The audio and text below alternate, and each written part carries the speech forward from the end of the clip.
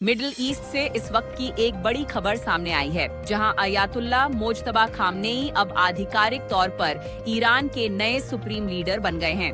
और दिलचस्प बात यह है कि पद संभालने के तुरंत बाद ही ईरान ने इजराइल की ओर मिसाइलें दागनी शुरू कर दी हैं। ईरान के सरकारी प्रसारक IRIB के मुताबिक नए सुप्रीम लीडर की नियुक्ति के बाद सोमवार को इजराइल की तरफ मिसाइलें लॉन्च की गई। रिपोर्ट्स के अनुसार यह हमला ऐसे समय में हुआ है जब पहले से ही मिडिल ईस्ट में तनाव लगातार बढ़ता जा रहा है। अब सवाल ये है कि मोज्तबा खामनेई आखिर कौन है और वे ईरान के सुप्रीम लीडर कैसे बने। मोज्तबा खामनेई का जन्म 8 सितंबर 1969 को ईरान के उत्तर पूर्वी शहर मशहद में हुआ था, जो देश का एक प्रमुख धार्मिक केंद्र माना जाता है। वह ईरान के पूर्व supreme leader Ayatollah Ali Khamenei के बेटे हैं, जिन्होंने करीब 3 दशकों से ज्यादा समय तक इस पद पर रहकर ईरान की राजनीति और नीतियों को दिशा दी।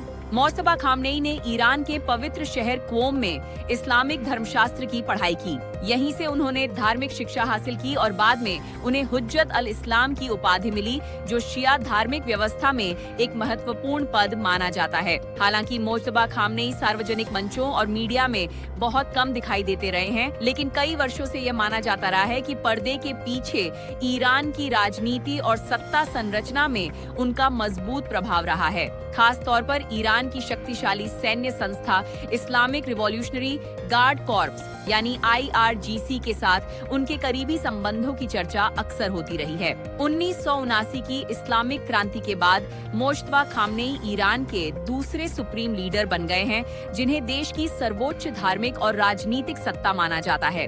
और पद संभालने के तुरंत बाद इजराइल पर हुआ यह मिसाइल हमला संकेत देता है कि आने वाले समय में मिडिल ईस्ट की भू राजनीतिक स्थिति और भी तनावपूर्ण हो सकती है। अब देखना ये होगा कि इस घटनाक्रम के बाद इजराइल और अंतर्राष्ट्रीय समुदाय की प्रतिक्रिया क्या होती है।